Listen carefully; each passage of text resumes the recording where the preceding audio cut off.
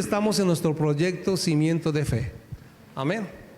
Nuestro proyecto Cimiento de Fe. ¿Qué es nuestro proyecto Cimiento de Fe? Es que vamos por la primera fase para la construcción del segundo piso, ¿verdad? Queremos tener acá la edificación para nuestros niños, tener la escuela dominical acá y pues dejar de pagar arriendos. Para eso que necesitamos comprar unas haches que llaman, o un hierro que es la primera fase para comenzar a avanzar. Creo que es en este sector que se va a avanzar. Y ya ustedes saben que el domingo está Richard y su esposita al frente de este proyecto, y queremos en el nombre del Señor levantar este dinero ya para junio, para el cumpleaños de la iglesia, y poder comenzar esta fase. Amén. Luego construiremos apartamentos para cada uno de ustedes. Nadie dijo amén. Amén. Está bien. Pastor Ricardo, bienvenido esta noche, su querida esposa, bienvenidos a la casa del Señor. Gracias por compartir esa palabra con nosotros, y los dejo con el pastor Ricardo Castillo. Denme un aplauso al Señor por su vida. Amén.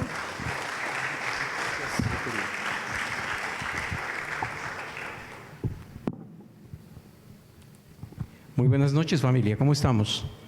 ¿Bien?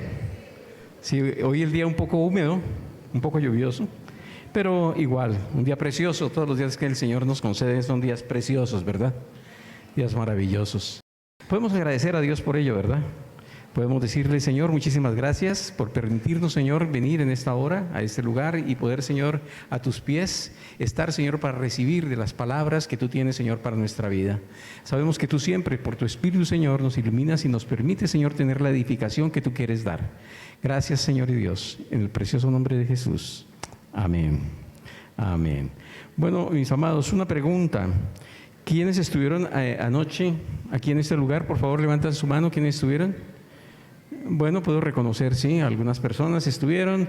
Bienvenidos de nuevo, hermanos. Ustedes son unos valientes, como bien se decía, porque no solamente la lluvia, pero de pronto soportar algo más que tengo yo que decir hoy, que de pronto pues no sea tan bien, ¿qué les digo? Tan agradable. Pero bueno, a eso hemos venido, ¿verdad? A recibir de lo que Dios tiene para nosotros.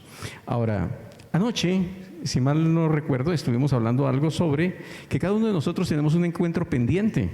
¿Recuerdan? Que todos nosotros tenemos un encuentro pendiente, y es cuestión de tiempo. Que todos nosotros vamos a comparecer delante del Señor algún día, ya sea que Él regrese o que nosotros vayamos. Pero hay algo que va a ocurrir. Ese momento va a ocurrir para cada uno de nosotros.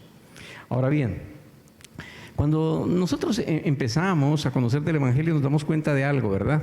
Que los seres humanos, en realidad, morimos una vez, pero necesitamos resucitar 2 veces, o necesitamos nacer 2 veces, más bien, ¿sí? Pues, ¿por qué digo esto? Porque la Biblia nos dice de que nosotros todos nacemos ¿cómo? Nosotros nacemos muertos. ¿Sabías eso? Que la Biblia dice que nosotros todos nacemos muertos en nuestros delitos y pecados, porque desafortunadamente todos heredamos una naturaleza pecaminosa, ¿verdad? Y porque la Biblia enseña de que la paga del pecado es la muerte. La Biblia enseña de que hay diferentes tipos de muerte. La Biblia nos enseña que hay una muerte física, pero que también hay una muerte espiritual, ¿verdad?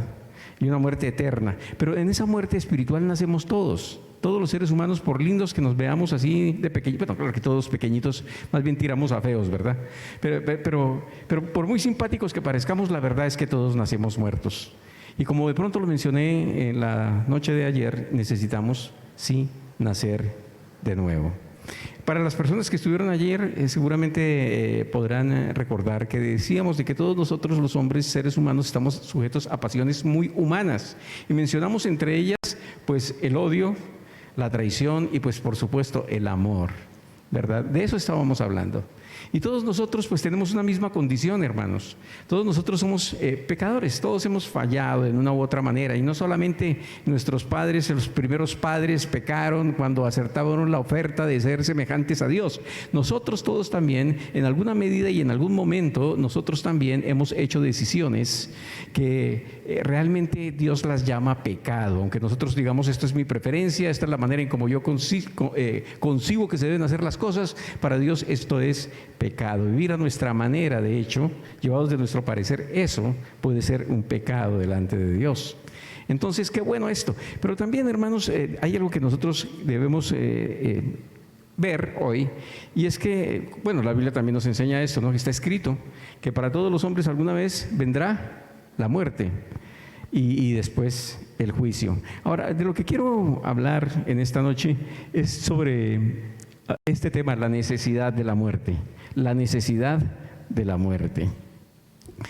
Y la verdad es que la muerte es una realidad que debemos experimentar todos los seres humanos. Todos los seres humanos. Y lo importante, hermanos, es que estemos preparados para eso. Por esa razón, porque es algo que es ineludible, que todos nosotros vamos a tener que vivir, sencillamente vamos en algún lugar de la cola. Yo de pronto ayer decía de que pues quizás yo voy más adelante por aquello de los años acumulados, pero quiero recordarles, hermanos, que los jóvenes también se mueren, ¿no? Entonces, pues he visto, bueno, yo creo que algunos aquí han experimentado esto, lo doloroso que es una pérdida de un ser querido, ¿verdad? Pues en los últimos 5 años enterré a mis padres, pero hace más de 20 enterré a mi hermano, el que me llevó a los pies del Señor Jesús. Por allá por 1985 fue eso. Pero, y un hombre muy querido, sirvió al Señor por muchos años, también como 18. Pero esas pérdidas son dolorosas, pero son reales. Son reales, la muerte es una realidad. Y que algún día pues nos confrontamos con la muerte de otras personas, pero en muchas ocasiones pues también personas muy cercanas e indudablemente, y como antes decía, hermanos, estamos en la fila. Todos vamos para allá, de alguna u otra manera. Es una realidad que debemos experimentar todos los seres humanos. Y cuando estamos hablando de prepararnos para la muerte, pues ¿qué cosas deberíamos como tomar en cuenta? Esa es la pregunta, ¿no? Si debemos estar preparados, pero ¿cómo? ¿Cómo? ¿Qué debemos tomar en cuenta? Y hay 3 realidades que me gustaría que nosotros pudiésemos hoy como que ver, porque pues continuando la historia que iniciamos ayer, la encontramos en la palabra de Dios. Entonces vamos a ir al Evangelio, nuevamente al Evangelio de Mateo. Bueno, si esto quiere, y si no, pues también. La muerte puede ser físicamente dolorosa. Es lo primero que quiero que veamos, que la muerte puede ser físicamente dolorosa. Mateo 27, versículo 32. Vamos a empezar por allí. Dice, en el camino, estamos hablando de la muerte del Señor Jesucristo, de lo que sucedió, ¿verdad? Ahora, yo quiero decirles, hermanos, esto, miren, con respecto de lo que fue la muerte del Señor Jesucristo, y todo lo que Él tuvo que pasar, pues en realidad no hay que comentar tantas cosas. Yo realmente lo único que quiero, hermanos, es como que poner un poquitito de claridad, de tal manera que permítame como prender los reflectores y empezar a mirar lo que está escrito. Dice aquí que en el camino se encontraron a un hombre llamado Simón, quien era de Cirene, y los soldados lo obligaron a llevar la cruz de Jesús. Salieron a un lugar llamado Gólgota, que significa lugar de la calavera. Los soldados le dieron a Jesús vino mezclado con hiel amarga, pero cuando la probó, se negó a beberla. Por el camino. Realmente, a ver, los romanos trataban de llevar a los reos, a los condenados a muerte, por el camino más largo de la ciudad hasta el lugar de la crucifixión, sencillamente para que pudiesen más personas verlo y escarmentar, para que tomaran miedo de lo que sucedía con aquellos que en alguna manera se oponían al régimen, por decirlo así.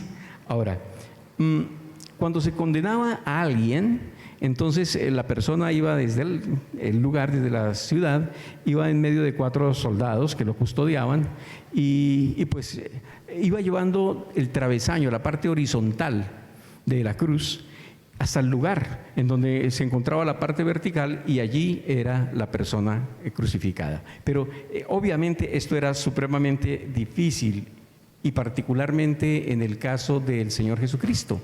Porque nosotros debemos recordar que la noche anterior el Señor Jesús estuvo expuesto a un, diríamos, doloroso, tortuoso interrogatorio a diferentes juicios, podemos recordar nosotros que el Señor fue escupido, fue insultado, fue abofeteado, fue coronado es un decir, ¿verdad? Le clavaron una corona de espinas sobre su cabeza, fue golpeado con una caña, le dieron de bofetadas, pero además le dieron los 39 azotes que nosotros conocemos, y pues esos azotes con esas puntas de plomo que desgarraron su espalda, pues nosotros podemos entender que su espalda realmente estaba destrozada cuando él iba camino a la cruz, camino al lugar. Y pues creo que por más que él deseara llevar esa cruz, era físicamente imposible. No era posible, y de hecho pues lo caía y lo seguía intentando, pero era muy muy complicado, en tal manera de que uno de los soldados, alguno seguramente miró la posibilidad de una opción, y entonces se acercó a un hombre llamado Simón, y aquí nos aclara que venía de Cirene, seguramente una ciudad un tanto retirada al norte de África, y muy seguramente había hasta ahorrado para poder llegar a Jerusalén con motivo de la Pascua y pues tener, diríamos, una experiencia extraordinaria. Seguramente eso era lo que él quería obtener, este hombre llamado Simón.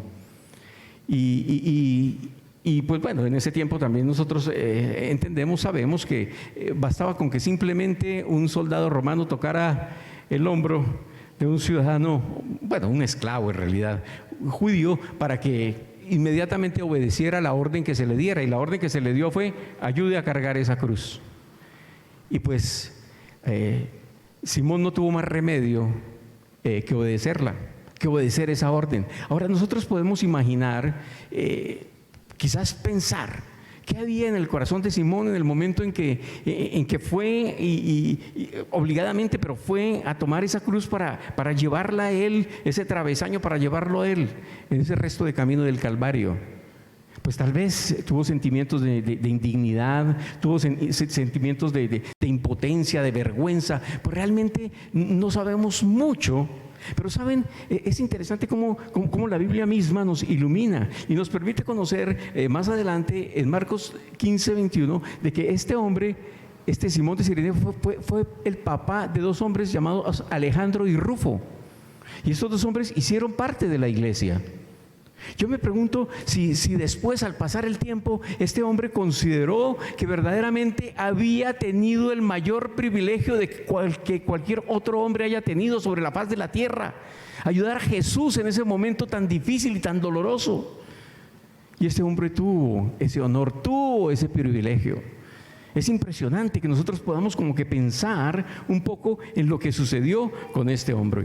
Y pues sí, el lugar era una colina llamada Gólgota, el lugar de la calavera. Y créanme, es una formación rocosa que cuando uno la tiene enfrente, dice uno: sí, por supuesto, es una calavera. Y queda, pues sí, como que en la cima es una colina y no es muy grande, es relativamente pequeña, pero ahí está.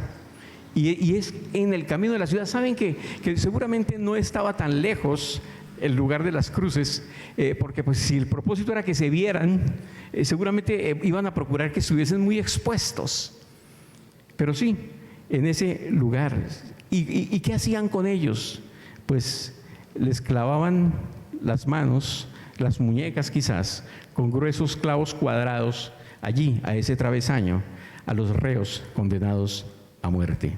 Ahora, en el momento en que esto hacían, pues era el momento como que más apropiado también para que ellos pudiesen recibir, diríamos, esa ayuda, diríamos nosotros, esa bebida, ¿sí? Que aquí se nos describe de qué estaba compuesta: hiel amarga, algo de vino mezclado con hiel amarga y esto, porque pues tenía el propósito como que de aminorar el dolor. Pero saben, el Señor Jesucristo quiso soportar completamente, en plena lucidez, el dolor de nuestros pecados, lo que nuestros pecados causan. Él estuvo dispuesto a hacer eso. Y sigue diciendo aquí en el versículo 35, y si esto no funciona me ayudan, por favor, gracias. El versículo siguiente, 35, dice: después de clavarlo en la cruz, los soldados sortearon su ropa tirando los dados. Luego se sentaron alrededor e hicieron guardia mientras él estaba colgado allí.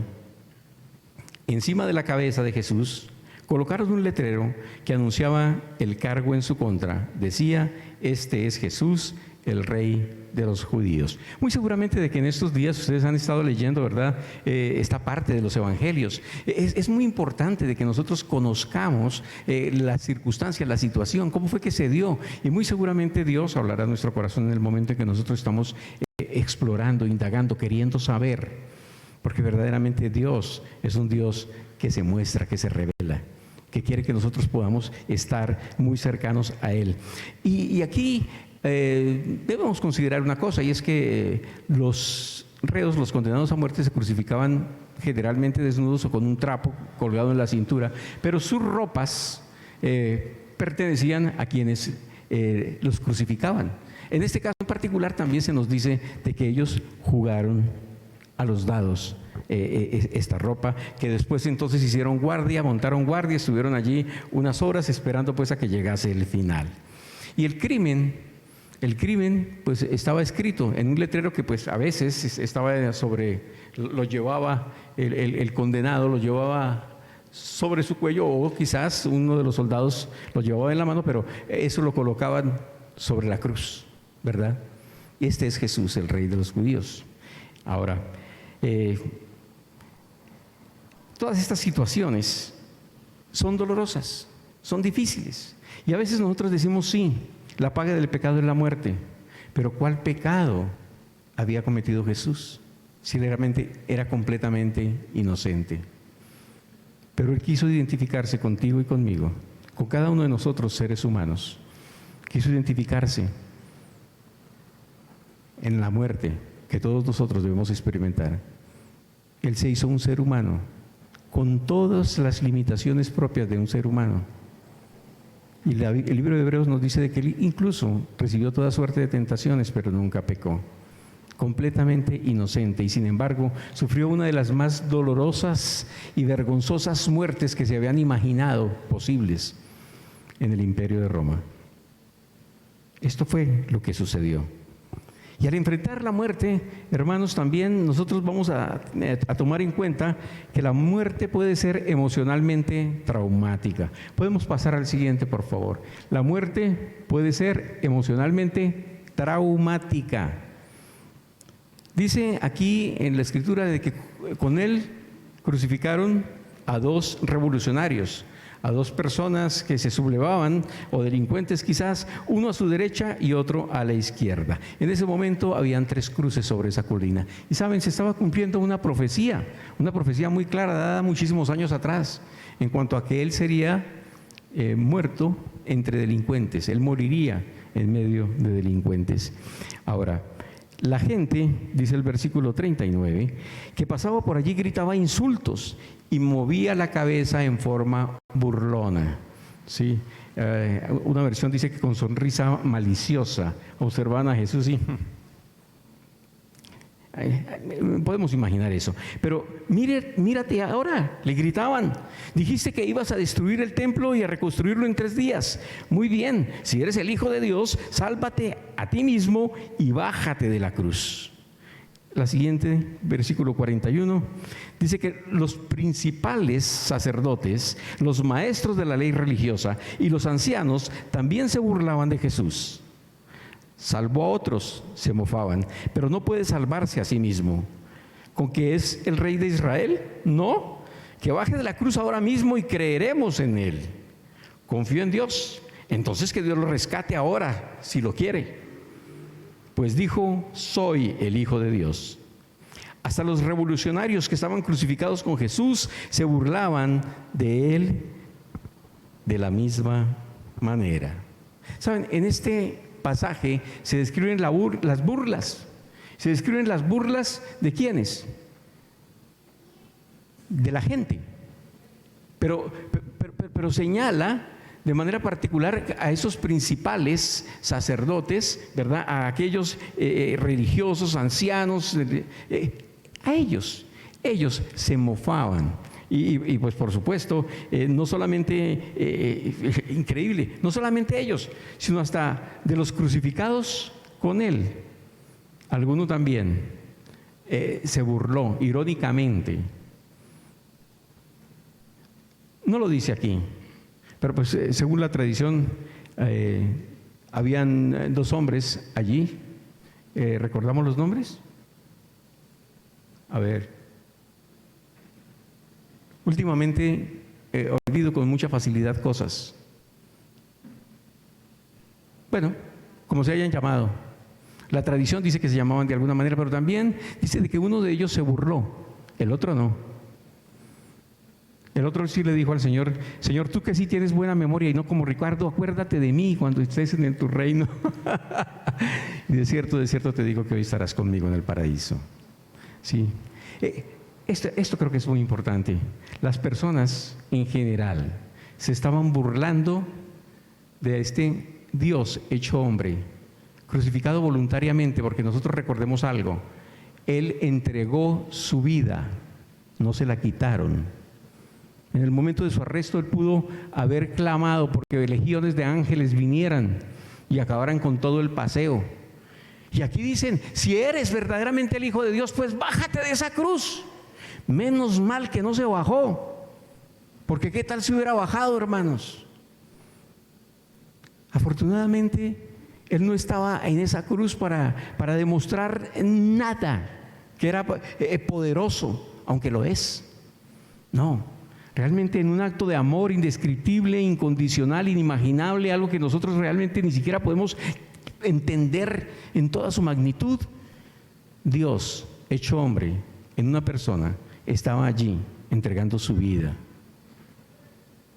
Y gracias a que ese amor fue suficiente, Él siguió sobre esa cruz en la cual murió.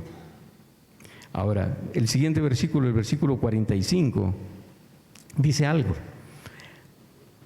Al mediodía, la tierra se llenó de oscuridad. Presten atención a eso. A mediodía, la tierra se llenó de oscuridad. Hoy estaba preguntando yo: ¿por qué los Viernes Santos siempre llueve? Oye, qué cosa, ¿no? A pesar de venir un tremendo verano, sí, de todas maneras el Viernes Santo siempre llueve. Eso es interesante. Y dice aquí: se llenó de oscuridad hasta las 3 de la tarde. Marcos, el evangelista, nos dice de que él fue crucificado, traducido, a las 9 de la mañana y murió a las 3 de la tarde. Es decir, que padeció 6 horas sobre esa cruz. Y nosotros tendríamos que reconocer algo, y es que, pues, fue un tiempo relativamente breve de agonía de 6 horas. Y digo relativamente breve porque, pues, los crucificados podían pasar días allí. Pero bueno, en su misericordia Dios hizo algo. Ahora, dice el versículo 46 que a eso de las 3 de la tarde Jesús clamó en voz fuerte: Elí, Elí, lema sabactani, que traducido es, ¿qué significa? Dios mío, ¿por qué me has abandonado? Saben, ese verso 46 es quizás la frase más desgarradora que nosotros podamos encontrar en la cruz, en toda la Biblia. Y fue de las frases que el Señor dijo en la cruz. Y seguramente para ustedes sea muy interesante también observar algo, de que ese salmo mesiánico, el Salmo 22, empieza también diciendo exactamente lo mismo en el versículo 1.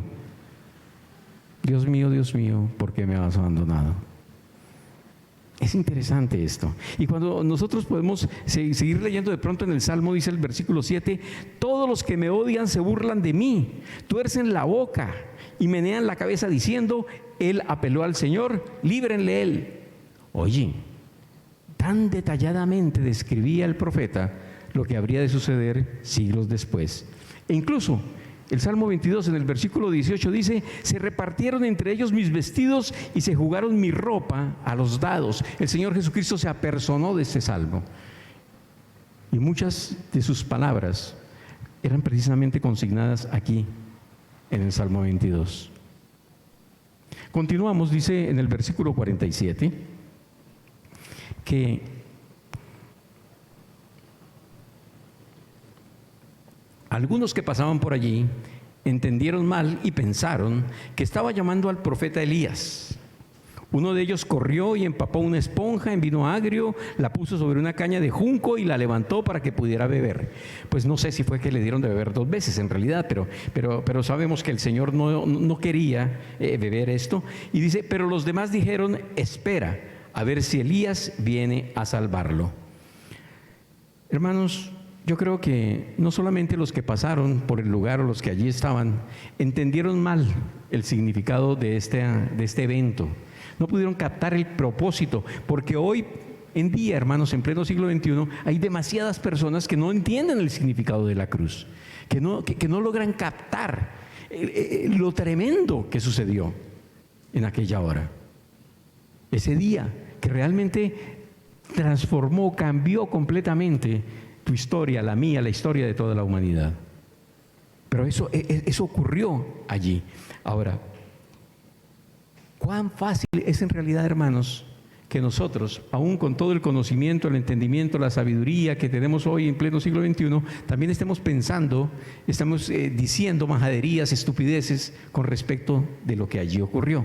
Pero lo escuchamos, ¿verdad? Y quizás nosotros mismos en algún momento, antes de tener un encuentro significativo con el Señor, pues realmente también quizás dijimos cosas desacertadas, dijimos cosas que llevados de nuestros pensamientos en alguna manera cizañosos, dañados, pervertidos, corrompidos por algo, por alguien.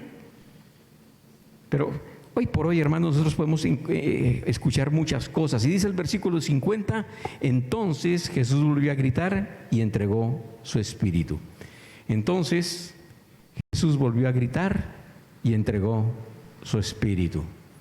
La palabra que él gritó, tetelestai en griego, ¿sí? Que significa todo está consumado. La deuda ha sido cancelada. Ya no se debe nada. La humanidad ha pagado su deuda. Eso era lo que estaba diciendo Jesús en ese momento sobre esta cruz. Hermanos, ¿cómo te sientes sabiendo que Jesús pagó tu cuenta? Que todo lo que hay en tu vida, todos tus desaciertos, todos esos delitos con los cuales naciste, esa naturaleza de pecado y demás, el Señor la llevó a la cruz para darte una vida nueva, una naturaleza diferente, que podemos ahora vivir nosotros en una nueva naturaleza. Ahora podemos nosotros ser nuevas criaturas por su gracia, porque es que el que está en Cristo es nueva criatura. Las cosas viejas han pasado porque el Señor ahora las hace nuevas para nosotros. Dios es precioso, Dios es perfecto. Él entregó su vida sobre esa cruz para que tú y yo no tuviésemos que padecer la muerte eterna. Él murió para que tengamos vida, vida abundante de este lado de la muerte, pero también vida eterna para siempre y en su presencia. ¿No es maravilloso lo que Dios ha hecho, hermanos? Y lo hizo por amor, por completo amor hacia ti, hacia mí. Y ese grito, hermanos, tetelestai, que puedo imaginar, hermanos, como si estuviese allí. Ese grito que no fue un grito de derrota, que no fue un grito de angustia, que no fue un grito de fracaso, que no fue un grito de ¿por qué? No, realmente fue un grito de victoria, fue un grito de triunfo, fue un grito que estaba diciendo: Señor, la luz ahora resplandece sobre este mundo en tinieblas. He traído la luz. Un grito de triunfo, un grito de victoria, que es el mismo grito de triunfo y de victoria, hermanos, que nosotros ahora también tenemos. Porque esa victoria suya sobre la cruz es una victoria que nos comparte, es una victoria que también es nuestra, porque Él se identificó con nosotros hasta la muerte. ¿Podemos recordar eso? Que Él, siendo en forma de Dios, no consideró el ser igual a Dios como algo a que aferrarse, sino que se despojó de toda su gloria y se hizo uno, un ser humano como tú, como yo, y vino a padecer la más vergonzosa y dolorosa de las muertes, la muerte de la cruz. Y vino a hacerlo para que identificarse con nosotros, pero que nosotros también, hermanos, ahora identificados con Él, pues podamos experimentar la nueva vida que Él vino a traer. Hermanos, realmente hoy es un día de celebración. Hoy es un día de fiesta, hermanos. Tenemos mucho por qué estar gozosos, por qué estar alegres en realidad. Porque si había una muerte que era en realidad necesaria, fue la muerte de Jesús. Era necesario que Él muriera. Era la única manera, hermanos, que nuestros pecados podrían ser limpios. Él fue el Cordero de Dios que habría de derramar su sangre, hermanos, para el perdón de nuestros pecados. No había ninguna otra cosa que pudiera limpiarnos. Y Jesús voluntariamente derramó hasta la última gota de su sangre por amor a ti y a mí. Hermanos, un vencedor es aquel que se niega a creer, que aun cuando esté pasando, hermanos, así por momentos muy difíciles, se niega a creer que Dios le haya abandonado. Entiende que no obstante estemos pasando por los momentos más difíciles que podamos experimentar, Dios es fiel. Y Él dijo que estaría con nosotros, que permanecería con nosotros hasta el final, hermanos, y Él no miente. Él va a estar contigo, te va a asistir, te va a acompañar, independientemente de las circunstancias, independientemente del dolor por el cual tengas que pasar. Pero que Dios es suficiente. Cristo es suficiente. Él puede llenar cualquier vacío que hoy tengas en tu corazón, en tu vida. Él puede darle significado y propósito si es que lo has perdido. En Él puedes encontrar todo lo que te hace falta. Ahora bien, hermanos, debemos entender nosotros también, y esto es lo tercero, que la muerte tiene implicaciones. La muerte sí tiene implicaciones. Profundas implicaciones espirituales tiene la muerte. Cuando el Señor murió, dice el versículo 51, en ese momento, la cortina del santuario del templo se rasgó en dos, de arriba a abajo, de arriba a abajo, de arriba a abajo, desde Dios hacia nosotros. La tierra tembló, las rocas se partieron en dos y las tumbas se abrieron. Los cuerpos de muchos hombres y mujeres justos que habían muerto resucitaron. Salieron del cementerio luego de la resurrección de Jesús, entraron en la santa ciudad de Jerusalén y se aparecieron a mucha gente. ¿Saben? No sé si lo han notado, hermanos, pero en este pasaje nosotros vemos aquí por lo menos 4 eventos extraordinarios. Cosas en las cuales vale la pena que reflexionemos un poco. 4 eventos extraordinarios. El primero de ellos, hermanos, tiene que ver con que ocurrieron fenómenos físicos sobrenaturales. Miramos fenómenos físicos sobrenaturales. Dijimos que la tierra se llenó de oscuridad, ¿verdad? Pero entonces también vino un tremendo temblor. Un tremendo temblor. Al punto en que, ¿qué pasó? Que las rocas se partían. Oye, esto fue de verdad para Dios, ¿no? Y algo que dice que ese velo del templo se rompió de arriba a abajo. La gente por fin pudo conocer lo que en ese lugar santísimo había. Ustedes recuerdan, ¿verdad? Que solamente el sumo sacerdote y una vez al año podía entrar a ese lugar santísimo. Pero ahora quedó al descubierto en realidad quién es Dios. Podemos tener un conocimiento más claro, más preciso, más profundo de quién es Dios. Dios es amor, es un Dios de amor que nos permite acercarnos a Él confiadamente, que nos permite llegar al trono de su gracia para recibir el socorro, la ayuda oportuna en el momento preciso, cuando estamos requiriendo de Él, hermanos. Y qué bueno que nosotros sabemos que lo único que necesitamos es buscarlo, porque Él quiere ser hallado. Y Él se reveló, Él se mostró como nunca antes. Él mostró el amor, porque de tal manera nos ha amado que entregó a su Hijo unigénito para que todo aquel que en Él cree no se pierda, pero tenga vida eterna. Hermanos, qué maravilloso que es nosotros poder darnos cuenta de quién es nuestro Padre, de quién es nuestro Señor, de quién es nuestro Dios. Un Dios que llega a donde nadie más podría haber llegado, hasta lo más profundo. No sé cuál sea tu situación, pero la mía yo la conozco. Y sé que su brazo no se acortó, su brazo se alargó más bien para rescatarme a mí de la peor de las condiciones imaginables.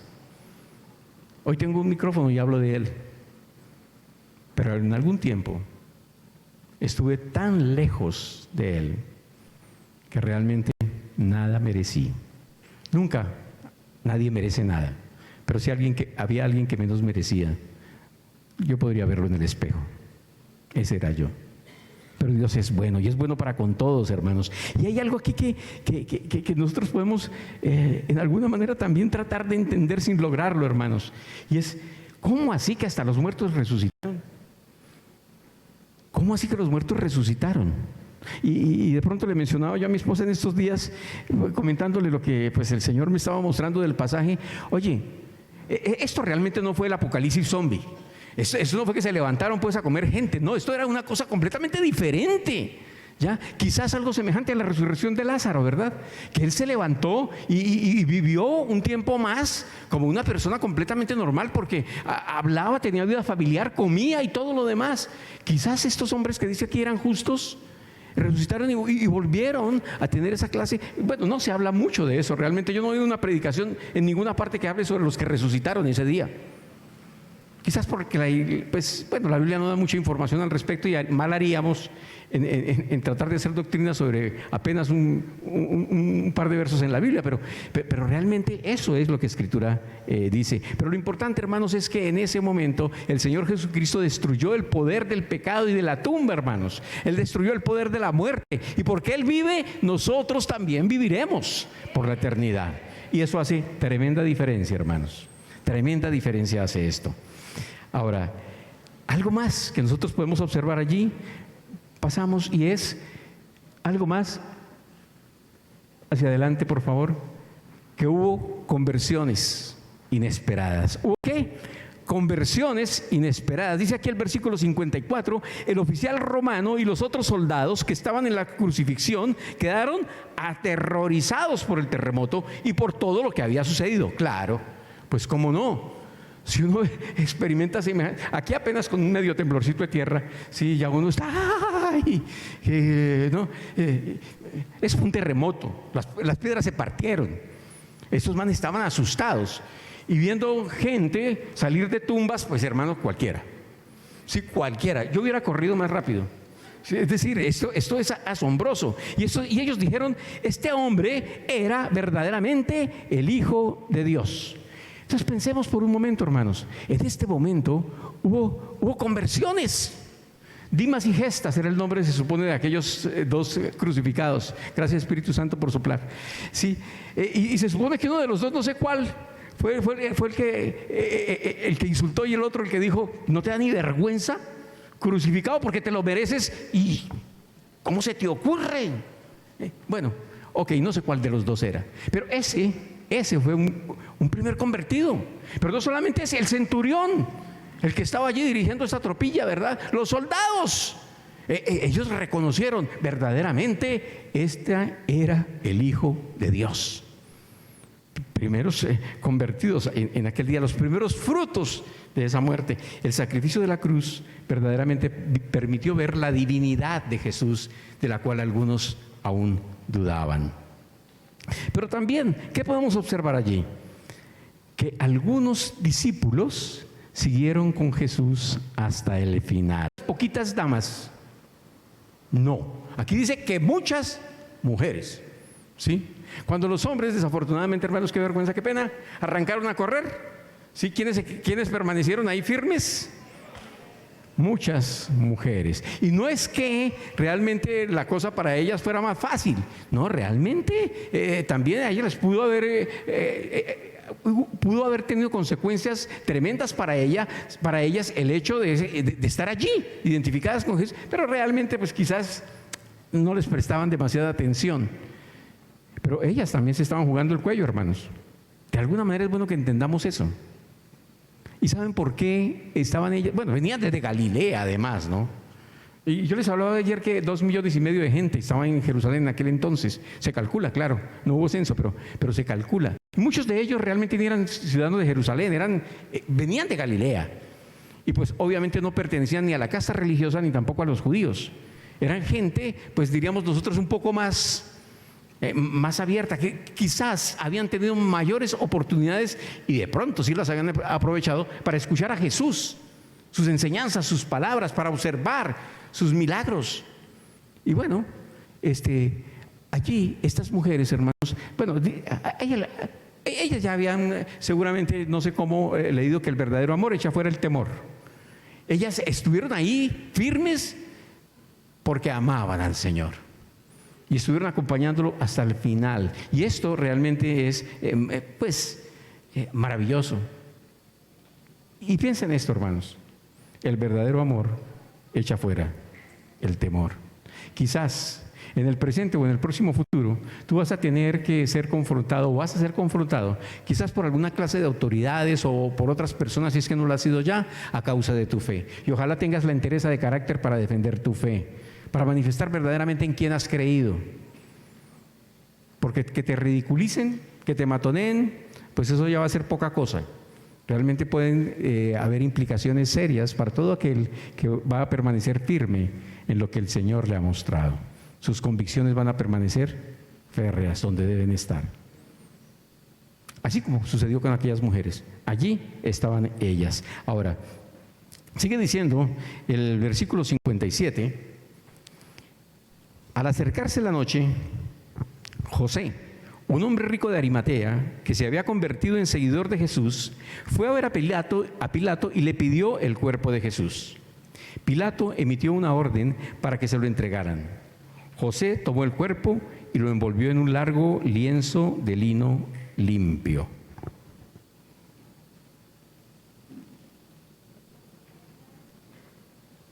Según Deuteronomio 21, la ley judía pues no permitía de que un cadáver permaneciera expuesto durante la noche, en tal manera que era necesario pues proceder a enterrarlo. Pero aquí nosotros nos damos cuenta de que quien vino a reclamar el cuerpo fue un hombre llamado José de Arimatea. Él fue el que reclamó. Pero ¿saben? Es interesante observar que este hombre se convirtió, dice aquí, ¿en qué? En un seguidor de Jesús. Pero es interesante observar que en Lucas 23:50 dice de que este que era un miembro del Sanedrín también, no estuvo la noche en que se reunieron allí en casa de Caifás los que conspiraron para buscar cómo arrestar y asesinar a Jesús. Ahí no estuvo José de Arimatea. Y se puso en evidencia yendo a reclamar el cuerpo. De que, ¿saben qué? Yo no estoy con ustedes. Yo estoy con el crucificado y vengo por ese cadáver. Él se puso en evidencia. Hermanos, ¿cuántas veces tendremos nosotros que hacer algo semejante a esto? Ponernos en evidencia, hermanos. Y dejar de ser agentes secretos del cristianismo, ¿verdad? Por congraciarnos con la gente, para que no se extiendan hacia nosotros de pronto dedos señaladores. Entonces tratar de hacer creer de que nosotros somos gente bien. Sí, eventualmente nos reunimos en alguna parte y tal, pero no, yo todavía no he sido tan... Ojalá lo fuéramos del todo, hermanos, que fuéramos radicales en nuestra entrega al Señor Jesucristo. Ojalá fuese así. Dice el verso 60 de que José de Arimatea lo colocó en una tumba nueva, su propia tumba, que había sido tallada en la roca. Luego hizo rodar una gran piedra para tapar la entrada y se fue. Tanto María Magdalena como la otra María estaban sentados frente a la tumba y observaban. Hay que entender también algo, hermanos, y es que según la ley romana, si alguien no reclamaba el cadáver, pues sencillamente lo dejaban a merced de los animales, de los perros o de los animales de rapiña. Quedaba ahí para que se sirvieran, ¿verdad? Y pues también la otra verdad es que no hubiese intervenido José de Arimatea, pues la familia de Jesús venía de Galilea y ellos eran pues personas sin muchos recursos desde el punto de vista económico. Era completamente imposible de que tuviesen una tumba en Jerusalén, de su propiedad en Jerusalén como para sepultar a Jesús. Completamente imposible. Bueno, aquí entre paréntesis, ¿saben una cosa? Hacia el lado del frente oriental de la ciudad de Jerusalén hay un cementerio. Es el cementerio más caro del mundo. Más caro del mundo. Pues ya no hay lugares. Es tremendo esto. Pero esta familia no tenía cómo. Y José de Arimatea, de pronto lo que se dio, en Marcos 15:47, la otra María, ya dijimos quién era, ¿sí? La madre de Santiago y José, ¿verdad? Que era diferente de la mamá de los hijos de Zebedeo, Santiago y Juan. Y de hecho, pues Juan, el escritor de su evangelio. Ahora, pero también un cuarto evento que realmente llama la atención, llamó la mía por lo menos, es lo que cómo quedaron preocupados los criminales. Eso es lo cuarto. Miramos el versículo 62. Los criminales quedaron ¿cómo? Preocupados, preocupadísimos. Porque fíjense lo que dice el versículo 62. Dice que al día siguiente, que era día de descanso, los principales sacerdotes y los fariseos fueron a ver a Pilato. Le dijeron: Señor, recordamos lo que dijo una vez ese mentiroso cuando todavía estaba con vida. Luego de 3 días resucitará de los muertos. Yo no sé cómo se enteraron ellos, porque eso lo dijo en un círculo como cerrado, pero el chisme vuela, ¿no? Por lo tanto, le pedimos que selle la tumba hasta el 3er día. Y dice el siguiente versículo, creo que seguido dice: eso impedirá que sus discípulos vayan y roben su cuerpo, versículo 64, y luego le digan a todo el mundo que Él resucitó de los muertos. Si eso sucede, estaremos peor que al principio. Y Pilato le respondió: tomen guardias y aseguren la tumba lo mejor que puedan. Entonces ellos sellaron la tumba y pusieron guardias para que la protegieran. La muerte de Jesús realmente no pasó desapercibida para nadie en Jerusalén. Todo el mundo sabe o sabía que esto había ocurrido. Todos realmente sabían. Pero ¿saben qué es lo irónico de todo este paseo? Que aun cuando era sábado, el día de descanso, estos religiosos, sumo sacerdote y todos los demás, toda la demás cola, no tuvieron ningún reparo en violar la propia ley, yendo ellos a donde Pilato, hablando con este gentil y pidiéndole que hiciera eso, que diera medidas extraordinarias para asegurar de que no se robaran el cuerpo de Jesús. Y diciendo: si no lo defendieron mientras estaba yo, ¿qué lo iban a defender después? ¿Para qué? Pero fíjense, ellos estaban muy, muy preocupados. Ellos, pues, recordaron lo que se estaba diciendo de que Él resucitaría al 3er día. Y entonces, en medio de su ansiedad, en medio de su preocupación, hablan con Pilato. Y yo creo que el Pilato, de alguna manera, lo que le dijo: miren, ¿saben qué? Pues vamos a hacer algunas cosas para que ustedes mantengan a Cristo en su tumba, si pueden. Y no pudieron. Esa entrada de esa tumba se sellaba con una gran piedra redonda, y aparte de eso se le colocaba pues el sello, en tal manera que no podía ser violentada sin que se dieran cuenta. Pero como para asegurar bien el paseo, entonces dejaron guardia al lado de la tumba. Y ya, seguramente pensaron esos personajes enemigos de Jesús que ya podían despreocuparse y pasar una noche tranquila, ya tenían todo debidamente asegurado. Pero hermanos, es que ellos no entendían que no hay ninguna tumba que pueda resistir a Jesús resucitado.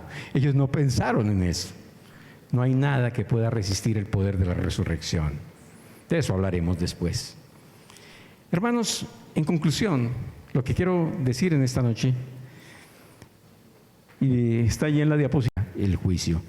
La muerte puede ser extremadamente dolorosa, puede ser emocionalmente traumática, pero en todos los casos tiene implicaciones espirituales, y por eso debemos estar preparados para ella.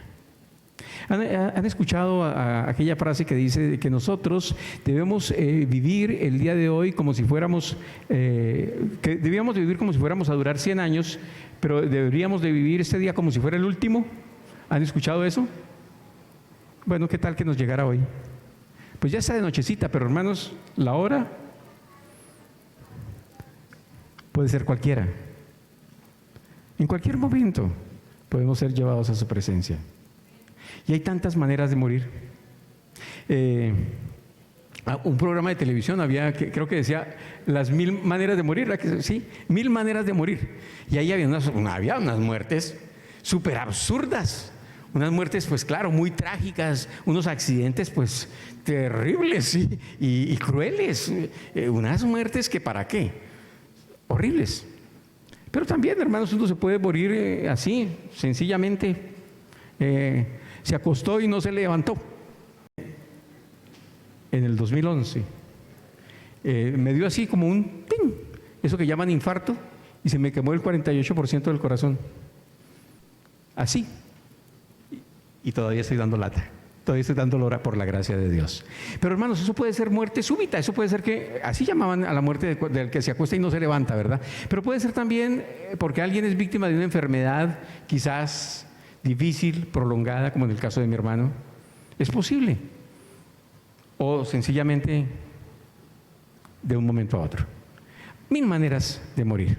Pero independientemente de la manera, el punto es, ¿estás tú realmente preparado para este momento? Y no es decir, ay no, que si me llego a morir y que me encuentre confesado. No, no se trata de eso. No se trata de eso.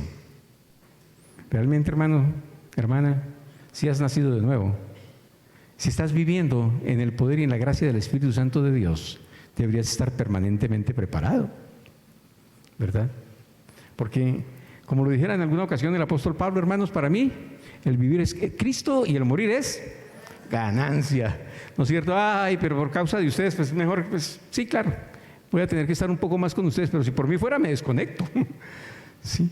Hermanos, qué bueno que nosotros pudiésemos ver la vida y la muerte con esa objetividad, con la percepción divina. Ojalá nosotros pudiésemos hacer algo semejante a eso, pero entiendo que es difícil. La muerte es difícil, pensar en ella, nada más. Alguien menciona, ¡ay, no hable de eso! ¿Cómo se le ocurre? Sí, hay una cierta, cuando es una realidad, no hay nada más real en la vida que la muerte, hermanos. Sí, es algo que nos espera a todos, que nos aguarda a todos. Y por eso les decía yo, iniciando, de pronto voy a tener que hablar un tema que no les guste, pero es un tema del que necesitamos hablar. Ahora, hay momentos en que uno puede llegar a sentir que Dios, y qué pena, ¿verdad? Pero sé que alguno lo puede haber sentido, de que Dios es un tanto injusto porque me quitó a. ¿Cómo permitiste que pasara él? Y yo entiendo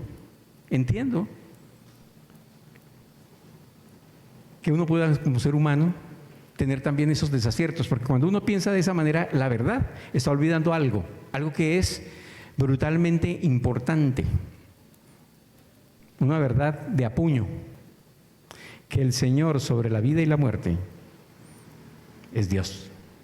Él es soberano. Él tiene nuestros días contados. Nosotros cada uno tenemos un tiempo de inicio y también un tiempo de retiro. Caducamos, exactamente. Todos tenemos también un final.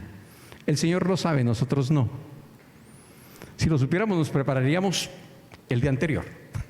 Sí, pero no lo sabemos. Por eso es importante estar preparados. Ahora, yo no sé cómo lo vean ustedes, pero a veces nosotros podemos tener como que ese sentir de injusticia por cosas que pasan, ¿verdad? Pero ¿por qué puede pasar algo así? ¿Cómo es posible de que tamaña injusticia puede estar sucediendo? Esto no debería de pasar.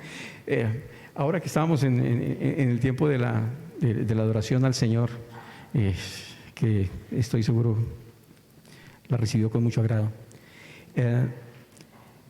Recordé algo que sucedió cuando yo estaba muy pequeño, 5 o 6 años apenas tenía. La primera vez que me llevaron a un cine, nunca había ido a un cine. Y preciso Semana Santa, Viernes Santo, me llevan disque, fue un jueves. El Jueves Santo me llevaron disque a cine. ¿Adivinen qué película? El Mártir del Calvario. Nunca se me olvidará que ese era el título de la película, El Mártir del Calvario. Y nunca se me olvidará ese día ni lo que aconteció, porque sencillamente me sentí tan indignado, tan airado, tan furioso, que pues sencillamente empecé a decir cuanta cosa se imaginen a esos salvajes que estaban maltratando a este pobre hombre. Pues les dije todo lo que se me ocurrió. Todo lo que se me ocurrió, y a grito herido se lo estaba diciendo, en tal manera, hermanos, en que pararon la función y me sacaron del teatro. Y era un niño pequeño. Pero, hermanos, muy seguramente de que nosotros delante de cosas que son tan extremas, podemos nosotros sentir mucha ira, mucho dolor, porque es posible, ¿cómo es posible que pasen cosas como estas? Por un momento podríamos poner nosotros en los zapatos de aquellas familias que tuvieron personas que murieron, fueron violentadas o fueron secuestradas ese 7 de octubre del año pasado, allí en Israel. Podemos pensar qué hubo o qué hay todavía en el corazón de esas personas. Podemos pensar qué hay en el corazón de aquellas personas que también hoy por hoy, para no ir tan lejos, aquí en Colombia, personas que aquí en alguna manera fueron víctimas, porque han habido víctimas durante décadas, como 5 décadas de víctimas, de los violentos, que también de alguna manera han enrolado, han abusado, han maltratado, han asesinado, han secuestrado, han hecho cuanta cosa han querido. ¿Y cómo se sentirán familiares de estas víctimas? Pero no podemos olvidar algo, hermanos. Ninguna víctima tan inocente como Jesús. Nadie como Jesús. Nadie fue tan maltratado como lo fue Él. Y era perfectamente santo, bueno. Vino a darlo todo. A eso vino y eso fue lo que hizo. La muerte siempre va a ser difícil. Pero hermanos, yo creo que es muy importante que nosotros podamos entender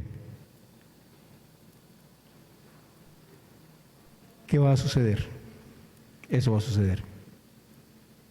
Y saben, yo siento en este momento que podamos orar, hablar por un momento con el Señor para decirle algo. Quizás hemos sentido algo como, ¿por qué lo hiciste? ¿Cómo permitiste que esto o aquello sucediera? Y como quiera que sea, creo que no tenemos que pedirle a Dios explicaciones nunca de absolutamente nada. Solamente ojalá poder rendir las mejores cuentas cuando nos llame. Pero creo también que es muy importante, hermanos, que hagamos algo semejante a lo que el Señor Jesucristo hizo en ese momento cuando estaba allí sobre esa cruz. De sus primeras palabras, podrán recordar ustedes, de lo primero que Él expresó fue: Padre, perdónalos, porque no saben lo que hacen.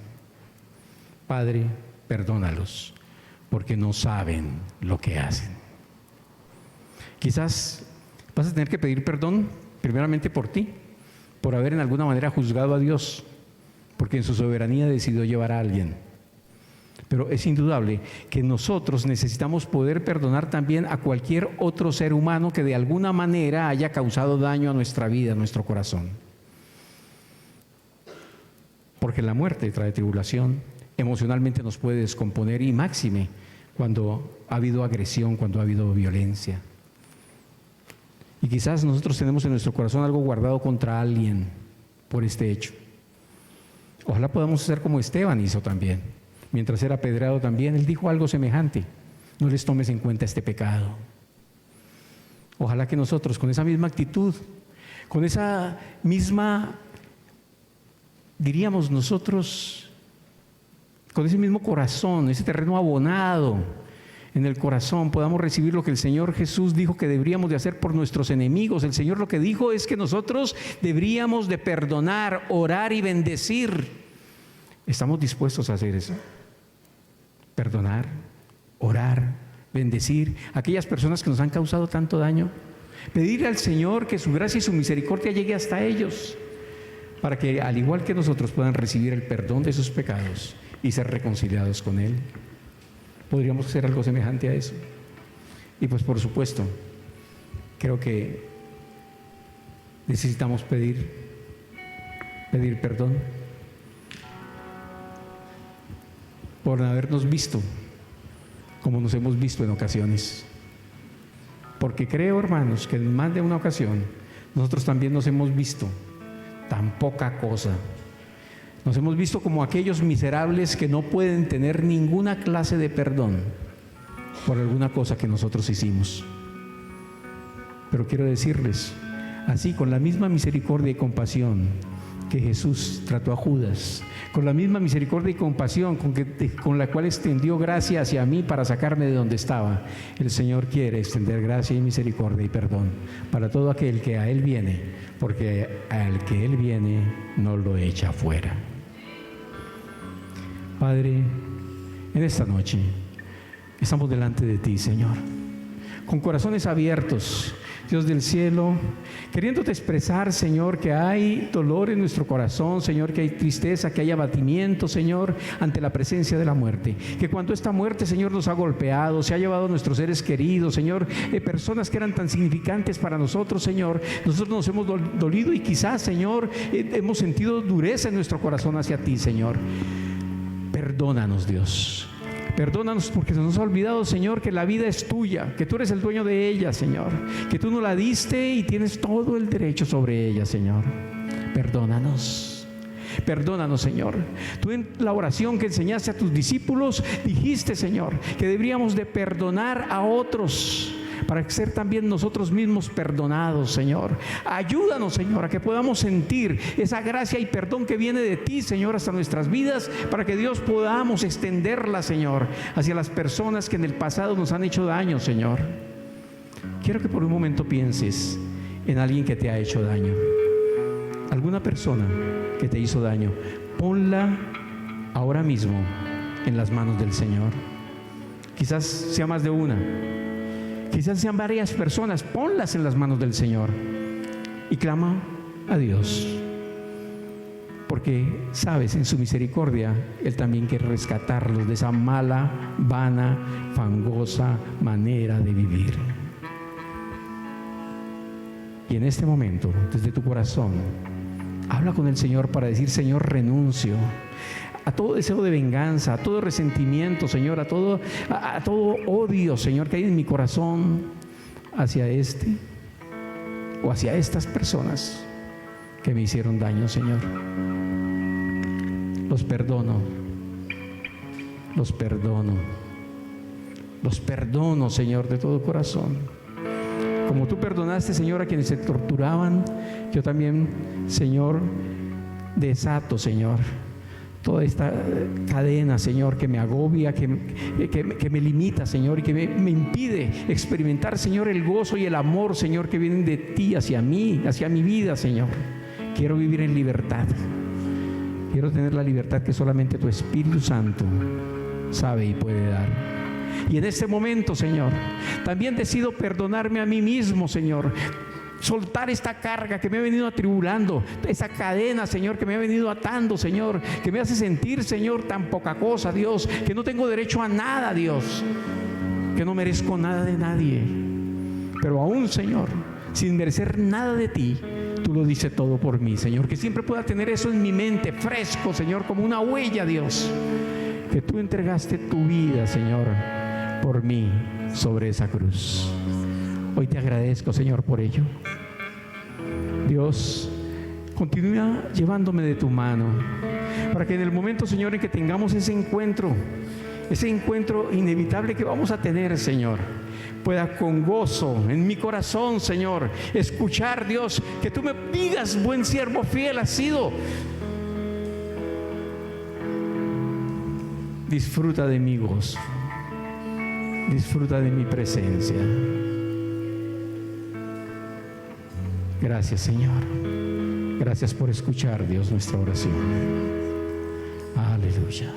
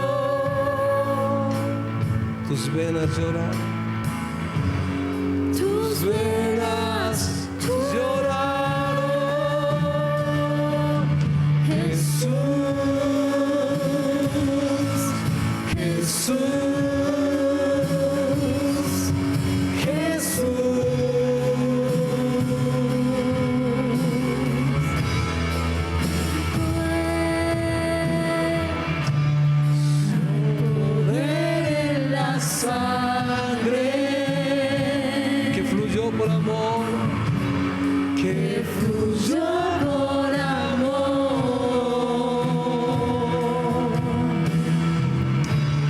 Hay poder en la sangre que derramó.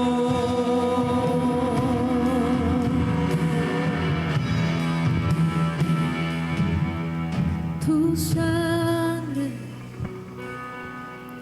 me perdonó, tu sangre me limpió, tu sangre me salvó, tu sangre me salvó, Tu sangre me salvó, tu sangre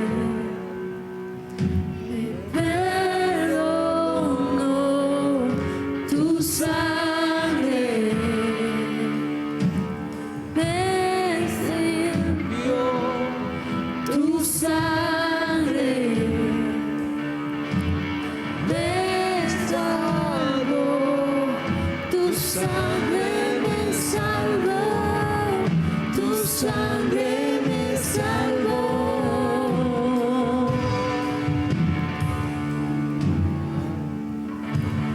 Hay poder en la sangre si levanta sus manos y le dice que fluyó por amor, que fluyó por amor. Hay poder en la sangre de Jesús.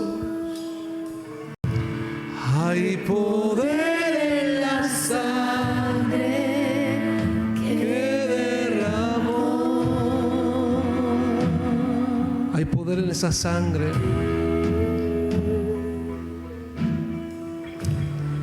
Hay poder en la sangre de Jesús que fluyó por amor. Dígaselo ahí. Hay poder en la sangre. Hay poder en la sangre que derramó. Esa sangre que me limpió, esa sangre que me sanó, esa sangre que me salvó, que me sacó de muerte a vida. Y hoy estamos vivos por Él, pero listos a morir por Él. Gracias, Señor, por lo que hiciste. Gracias, Señor, porque lo hiciste esa vez, Señor, pero esa vez ha alcanzado para arroparnos hasta el día de hoy, Señor. Y quizás mañana y pasado, Señor. Gracias, Señor. Gracias por perdonarnos, Señor. Gracias por enseñarnos a perdonar. Gracias por tu amor, tu misericordia y por lo que hiciste, por tu mirada de amor, Señor. No lo merecíamos, Señor, pero lo hiciste por amor para nosotros, Señor, y te damos gracias. Esta noche salimos de este lugar, mano, de tu presencia, Señor, convencidos, Señor, que recibimos ese regalo, Señor, de lo que hiciste en la cruz del Calvario, Señor, que diste tu vida por nosotros, Señor, que pagaste el precio por nosotros, Señor, que llevaste todas nuestras cargas, Señor, allí en la cruz y nos hiciste libres, Señor.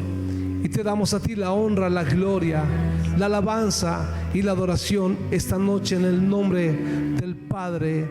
Amén, amén y amén. Gloria al Señor. Gloria a Dios, amén.